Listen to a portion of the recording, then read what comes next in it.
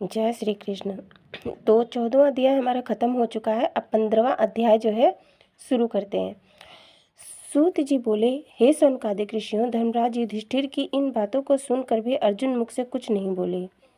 वे भगवान मुरली मनोहर के चरण कमलों का स्मरण करते हुए इतना रोए कि वे निरंतर हिचकियां आने के कारण कुछ कह नहीं सके।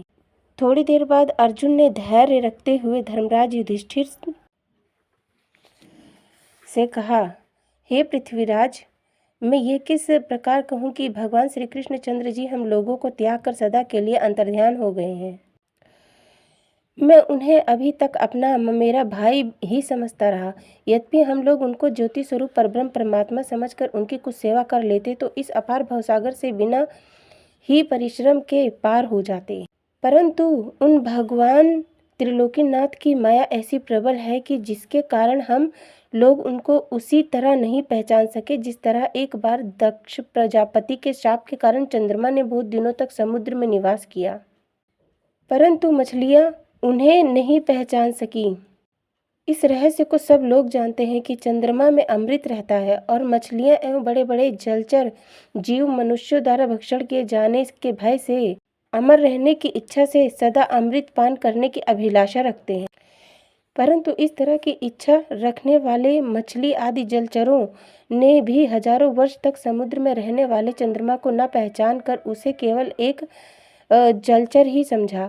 उसी तरह हम लोगों ने भी श्री श्याम सुंदर को परब्रह्म परमेश्वर न समझकर केवल यदुवंशी ही समझा। अब जब से वे मुझे त्याग कर अपने परमधाम को गए हैं तब से मेरी सारी शक्ति क्षीण हो गई है।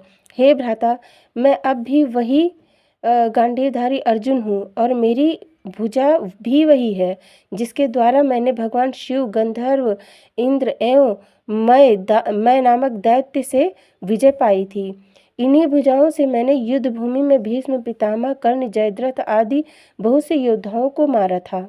समस्त राजाओं को परास्त करके मैंने ही यज्ञ के धन का संचय किया था और अश्वत्थामा के मस्तक से उसकी मणि भी मैंने ही निकाली थी। परंतु आज मैं उन्हीं शास्त्रों के होते हुए मार्ग में भीलों द्वारा परास्त हो गया।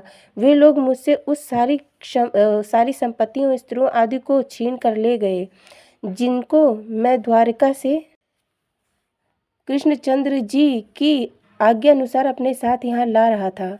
इसी हार के कारण मैं उदास हो रहा हूँ।